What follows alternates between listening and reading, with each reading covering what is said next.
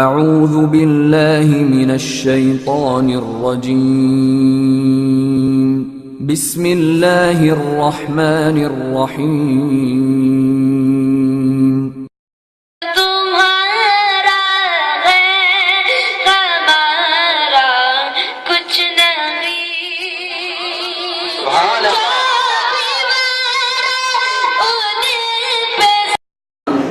ونصلي على رسوله الكريم وعلى آله الطيبين الطاهرين وأصحابه الراشدين المهديين.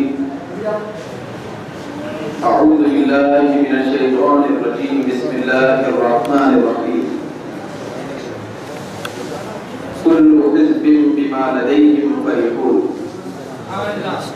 صدق الله مولانا العظيم. حاضرین محترم، سامعین مکرم،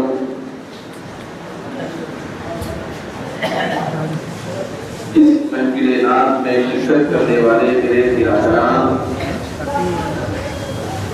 جمیع علماء کرام،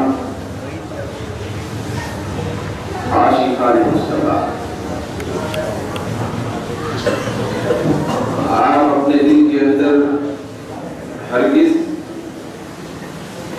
خوف طاری نہ کر لیں کہ میں کوئی خطاب کرنے کے لیے نہ کھڑا ہوں،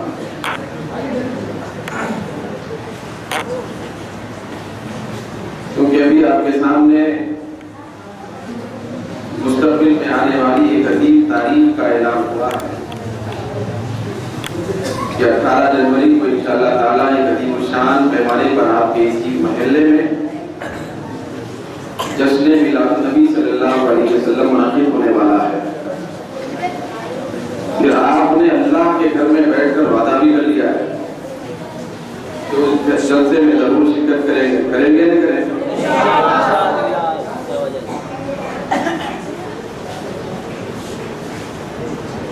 کل بھی ہمارے مدرسے کے قریب میں ایک جلسہ ہوا،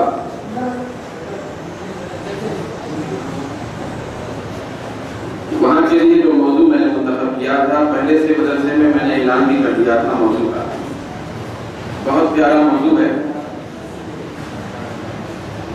جو آنے والے 18 تاریخ کو میں کل کی تاریخ سے اس تاریخ میں منتقل کیا ہے موضوع، کیونکہ کل کے جلسے میں اس کے سلسلے میں گفتگو نہیں ہوئی۔ موضوع بڑا نرالا ہے، اللہ تعالیٰ مجھے اس موضوع پر گفتگو کرنے کی سعادت دے دے، توفیق عطا فرمائے۔ موضوع یہ ہے،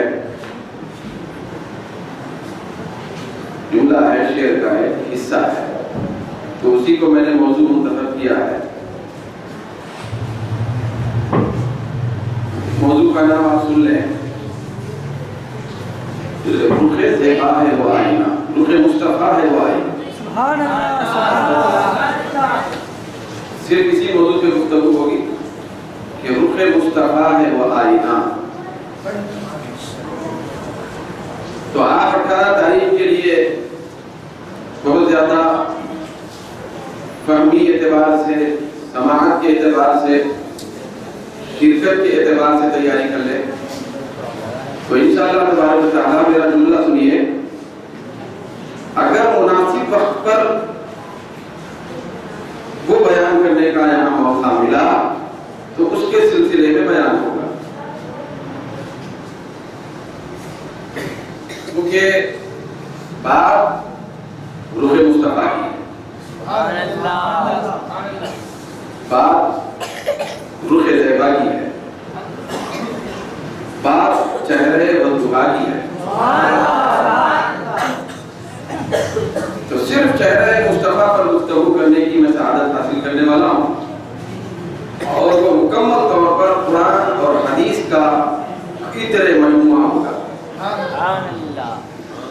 تو آپ کے سامنے میں اس لیے عرض کیا کیونکہ نعتوں کا محصل بھی ہمارے سامنے آیا کہ ہم اس دنیا میں آئے ہی ہیں مصطفیٰ کے رخ کی بات کرنے کے لیے، پھر یہاں سے جانے والے ہیں سرخ زیبا کی قبر میں زیارت کرنے کے لیے، پھر وہاں رکنے والے ہیں چہرے بددحا کا دیدار کرنے کے لیے۔ تو آپ دل کو تھام کر اس جلسے میں شرکت کریں، مناسب وقت پر اگر موقع ملے تو اس موضوع پر گفتگو کرنے کی میں کوشش کروں۔ میں آج ضمنی طور پر چند باتیں، کیونکہ بہت زیادہ ہم لوگ جب سے سنتے ہوئے محدود ہو رہے تھے، نعتیں پڑھی جا رہی تھی، سرکار کی بارگاہ میں غلامی کا نذرانہ پیش کیا جا رہا تھا، تو میں نام کے حوالے سے کچھ باتیں عرض کرنا چاہتا ہوں۔ ایک مرتبہ درود پاک پڑھیں، اللہم صلی علی سیدنا محمد وعلی وسلم، صلاۃ و سلام علیک یا سیدنا یا حبیبنا یا رسول اللہ۔ قرآن مجید کا ایک جملہ میں آپ کے سامنے پڑھا جس میں اللہ تبارک و تعالیٰ فرماتا ہے کہ ہر طبقہ، ہر جماعت اسی پر بڑی نازاں ہوتی ہے جو ان کے پاس ہوتا ہے۔ ہر طبقے کے پاس جو کچھ ان کے پاس سرمایہ ہوتا ہے، جو کچھ ان کے پاس دولت ہوتی ہے، جو کچھ ان کے پاس قیمتی جوہر ہوتا ہے، تو وہ جماعت اسی پہ بڑی فرحاں، نازاں، بہت زیادہ فرحت کرنے والی اور مسرت کا اظہار کرنے والی ہوتی ہے۔ مثال کے طور پر اگر کوئی سونے چاندی کے دکان والا ہے تو سونے چاندی کے سناروں کی جماعت، سناروں کا طبقہ، وہ ترکاری کے جتنے اشیاء ہوتے ہیں اس پہ خوشی کا اظہار زیادہ نہیں کرے گا، کیونکہ اس کی فیلڈ الگ ہے۔ وہ سونے چاندی کے دکانوں کا کاروبار کرنے والا ہے، سونے چاندی کی دولت رکھنے والا ہے، تو جتنا زیادہ مقدار میں اس کو سونے چاندی کی دولت ملتی جائے گی، وہ اتنا زیادہ اس پر فرحت کا اظہار کرتا رہے گا، کیونکہ اس کی اپنی قیمتی اور مطلوبہ چیز، محبوب چیز مل گئی۔ تو ہر طبقے کے پاس یہ انداز ہوتا ہے، پھر اس کی فطری یہ کیفیت ہوتی ہے کہ اس کے پاس پسندیدہ جو چیز ہوتی ہے وہ اگر پالے تو اس پر وہ بہت زیادہ خوشی اور مسرت کا اظہار کرتا ہے۔ بلا تشبیہ و تمثیل، عاشقوں کی پسندیدہ چیز نعت مصطفیٰ ہے۔ یہ نعت مصطفیٰ ہے۔ جس بندے کے دل میں مصطفیٰ کی نعت کی محبت نہیں، خدا کی عزت کی قسم، وہ مومن نہیں۔ سبحان اللہ، سبحان اللہ، بے شک بے شک۔ جو بندہ مومن بننا چاہتا ہے یا مومن رہنا چاہتا ہے تو اس کے لیے تمام فردوں کا فرض یہ ہے کہ مصطفیٰ کی نعت سے محبت کرے۔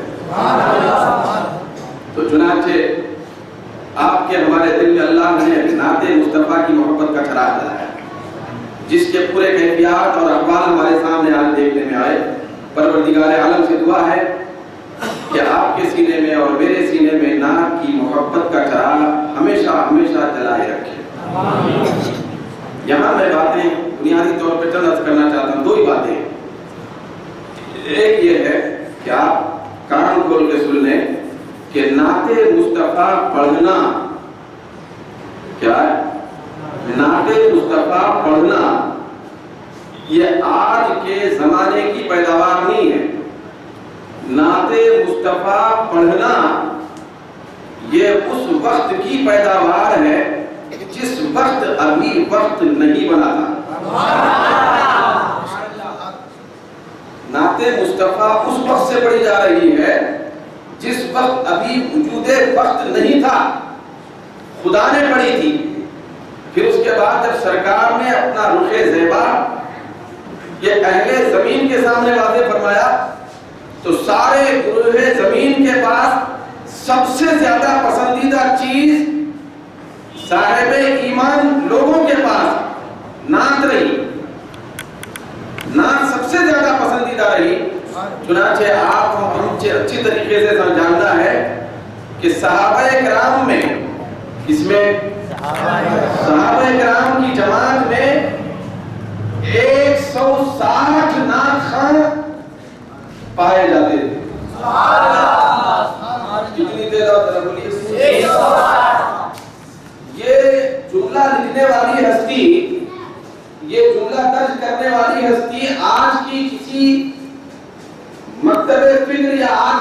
مدرسے کی پائے جانے والی ہستی نہیں ہے، سب فرقوں اور طبقوں کی مسلم ترین ہستی شیخ عبدالحق محدث دہلوی رحمۃ اللہ علیہ مدارج النبوہ میں فرماتے ہیں مصطفیٰ کے صحابہ کی جماعت میں مردوں میں 160 لاکھ خاں تھے اور عورتوں میں 12 لاکھ خاں۔ آپ مدارج النبوہ کھول کے دیکھ سکتے ہیں کہ حضرت شیخ محقق نے ایک الگ باب باندھ دیا ہے نعت خانوں پر۔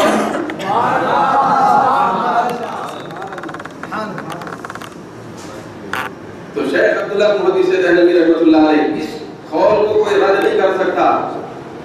جو آدمی یہ خیال دل میں لاتا ہے کہ نہیں شیخ محقق کا قول میں رد کرتا ہوں، تو اس کو شیخ محقق کا قول رد کرنے سے پہلے سوچنا چاہیے کہ شیخ محقق کے قول کو رد کرنے کے راستے سے وہ بخاری سے لے کے مشکات تک کا سب رد کرنا ہے،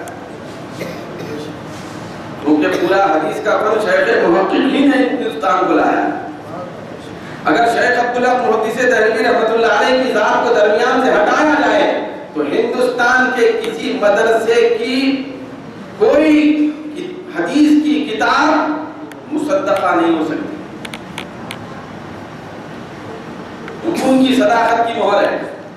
تو آپ نے فرمایا کہ 160 مردوں میں نعت خواں تھے، کتنے؟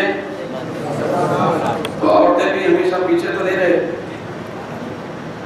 بھائی۔ عشق مصطفیٰ اور نعت مصطفیٰ یہ مردوں کا حصہ نہیں ہے، عورتوں کا بھی حصہ ہے۔ جشن میلاد النبی منانا اور خوشی مسرت کا اظہار کرنا، تو اس کے اندر صرف طبقہ مرداں اس کا حصہ ہی نہیں ہے، جماعت عورتوں کا بھی حصہ ہے۔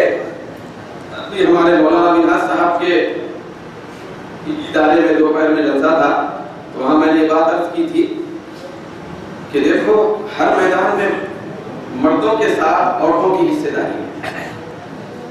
قرآن مجید میں آتا ہے للرجال نصیب مما اکتسبوا وللنساء نصیب مما اکتسبن، کہ مردوں کے لیے بھی حصہ داری ہے، مردوں کے لیے بھی حصہ لیا، مردوں کے لیے وہی کچھ حصہ ہوگا جو انہوں نے محنت اور کمائی کی، جو کچھ انہوں نے عمل کیا، اور عورتوں کے لیے بھی وہی حصہ ہوگا جو عورتوں نے عمل کیا۔ تو میں نے یہ بات عرض کی تھی، جملہ آپ کے سامنے رکھتا ہوں کہ سرکار کی میلاد ظاہری طور پر دنیا میں ہونے سے پہلے ہر زمانے میں حضرت آدم سے لے کر حضرت عیسیٰ تک کی صورت میں مردوں نے میلاد منائی، اور جس وقت ولادت مصطفیٰ ہوئی حجرہ آمینہ میں تو سب سے پہلے عورتوں نے میلاد منائی۔ سرکار کی ولادت کے وقت عورتیں تھیں، مرد نہیں تھے۔ تو سب سے پہلے روئے زمین پر اگر کسی نے محفل میلاد منائی اور سرکار کی ولادت باسعادت کی خوشی منائی تو رب العالمین نے وہ خوشی کا حصہ عورتوں کے لیے رکھا۔ تو لہذا مرد بھی بڑے خوش نصیب ہیں، عورتیں بھی خوش نصیب ہیں۔ حضرت آدم بھی حصے داری کرتے رہے، سرکار کی ولادت کی خوشی مناتے رہے، سلسلہ انبیاء چلتا رہا، یہاں تک کہ حضرت عیسیٰ علیہ السلام تشریف لائے، وہ بھی مبشروں برسول یاتی من بعد اسمہ احمد کے جملوں میں وہ بھی اپنے آنے کی خبر سنا دیے کہ میں صرف اس لیے آیا ہوں دنیا میں کہ میں مصطفیٰ کی میلاد کی خوشی سنا کے اوپر جاؤں، سنا کے جاؤں، ناطقہ سنا کے چلے گئے۔ حضرت عیسیٰ مصطفیٰ کی آمد کی نعت سنا کے آسمان پہ چلے گئے، پھر اس کے بعد قیامت کے قریب پھر دوبارہ سنانے کے لیے آنے والے ہیں۔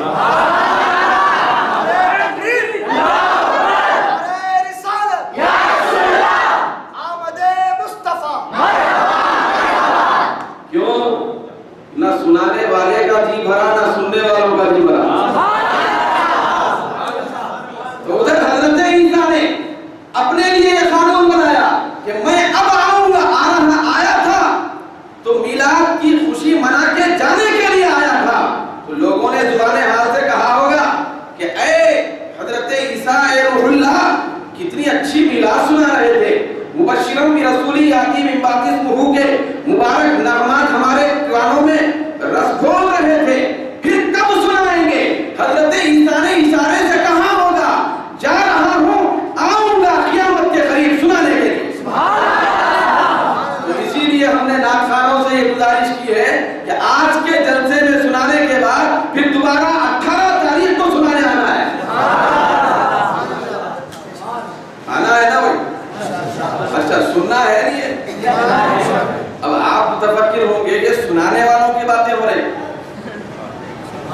طور پر.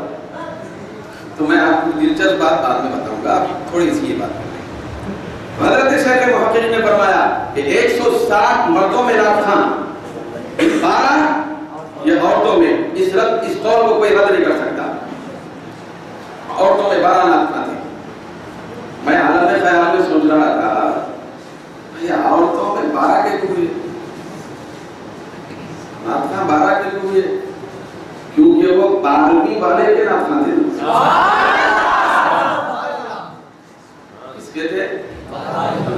12ویں والے کے تھے.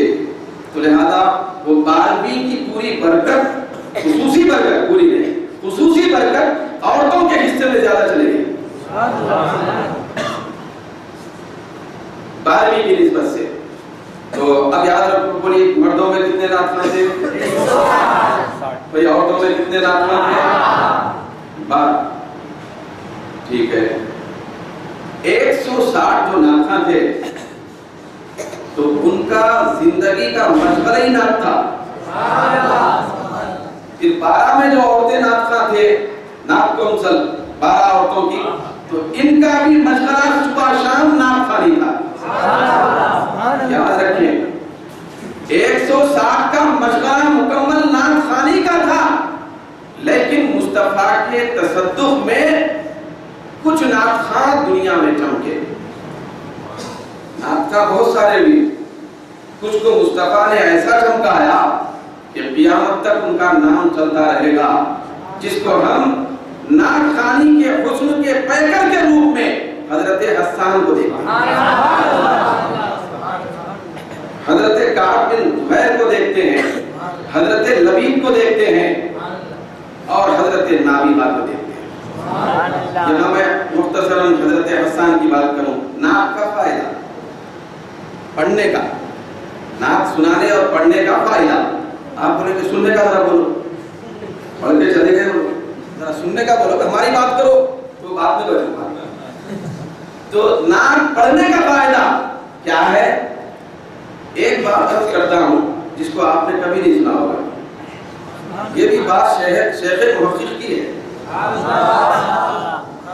تو اب مزاج عبدالحق دیکھو, مزاج شیخ دیکھو. شیخ کے علم کو لے لیے, شیخ کے مزاج کو چھوڑیے. تو شیخ محقق فرماتے ہیں حضرت حسان رضی اللہ تعالی عنہ تک آپ سے پہلے آپ کے والد, والد سے پہلے آپ کے دادا, آپ کے دادا سے پہلے آپ کے پردادا, 4 پشت ہو گئے. کتنے ہو گئے؟ حضرت حسان چونکہ نعت خوان بننے والے تھے بعد میں, تو رب کائنات نے بڑے پوترے کے نعت خوانی کی برکت سے باپ, دادا اور پردادا اور اس پوترے کی عمر کو 120 سال کی بنا دیا.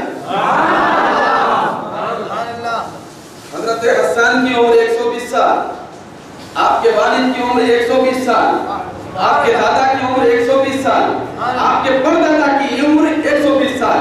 کیونکہ یہ نعت کا وہاں سے آ رہا تھا جہاں جہاں سے نعت کا فیض منتقل ہو رہا تھا.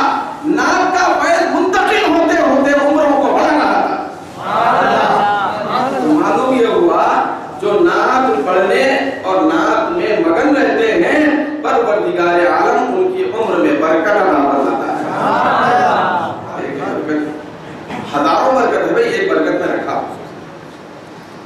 پھر یہی خصوصی برکت کو میں تھوڑا آگے بیان کر رہا ہوں, اس کے بعد انشاءاللہ تعالیٰ میں سننے والوں کا کیا ہے وہ بول کے بات کروں.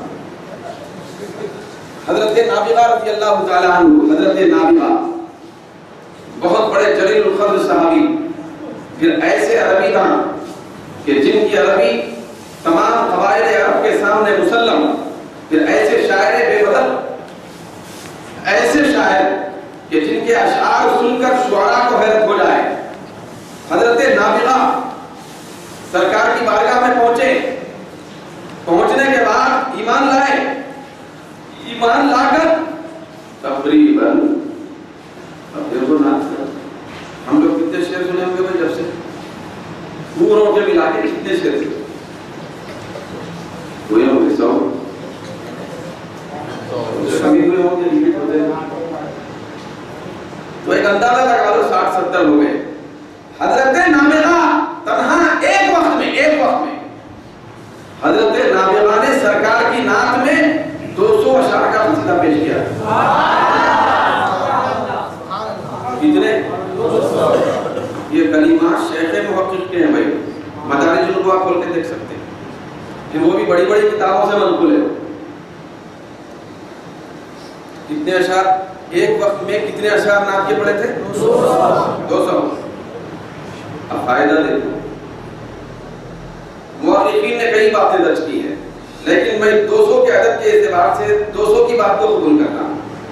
बाद लोगों ने हजरत नाबिगा की उम्र 230 साल बयान की। कितनी? 130 साल नहीं, 230 साल।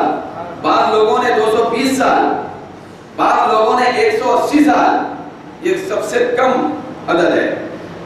बाद लोगों ने 200 साल लिखा, शेख मुहक्किक ने इसको दर्ज किया। 200 साल आपकी उम्र रही। बात इसकी है, मचल जाने की है। हजरत नाबिगा ने चूंकि बारगाह मुस्तफा में पहुंचकर 200 अशार का एक एक करके कसीदा पेश किया था, तो एक एक शेर के लिखने पर आपकी उम्र का एक एक साल बढ़ रहा था। नारे तकबीर, नारे रिसालत, नारे रिसालत, नारे रिसालत। नात का हजरात, नाते शरीफ का जो एक एक मिसरा और शेर पढ़ते हैं तो अपनी उम्र का एक एक साल बढ़ा लेते हैं। अब यहाँ पे इश्क किताब की बात नहीं है, इश्क की बात है। वो ये है कि नात के एक शेर पे एक साल क्यों बढ़ा? उम्र क्यों बढ़ती भाई? नात पढ़ने से उम्र के बढ़ने का क्यों ताल्लुक पैदा किया गया? क्यों? इसलिए कि नात पढ़ने वाला कभी भी शिकमसार नहीं हो सकता। रब्बे कायनात ये चाहता है, तू अपने लबों से मेरे महबूब की नात पढ़ रहा है, इधर मैं उम्र को बढ़ा रहा हूँ, ताकि उम्र के बढ़ते हुए नात की कसरत होती जाए। भाई इधर नात बढ़ती जाए, नात बढ़ाने के लिए उम्र बढ़ाते रहते हैं। इसके लिए नात बढ़ाने के लिए दीगर बहुत सारी बातें जिब्रील तायीद करते हैं, फरिश्ते आते हैं, फिर बहुत खुसूसी मकाम होता है, दुआएं मिलती हैं, वो खुसूसी फूल व बरकत अलग चीज़ है। लेकिन उम्र में ज़्यादती होती है। फिर वही ख्याल आपके जहन में आ रहा, तो उस बात की तरफ आ रहा हूँ कि खैर उनकी उम्र में ज़्यादती हो गई, नात की बरकत से शेर पढ़ते गए, साल में इजाफा कर लेते गए, हमारा क्या हो? एक हदीस शरीफ बयान समझ लेना। नात खान हजरात क्या कर रहे थे? पढ़ रहे थे। हम लोग क्या कर रहे थे? मरकजी आदमी कौन थे? नात खान हजरात, यानी वो नात के इमाम थे। मेन से पढ़ने वाले, तो नात पढ़ने के इमाम, हम सुनने वाले। हदीस में आया खिरातुल इमामी खिरातुल लोग।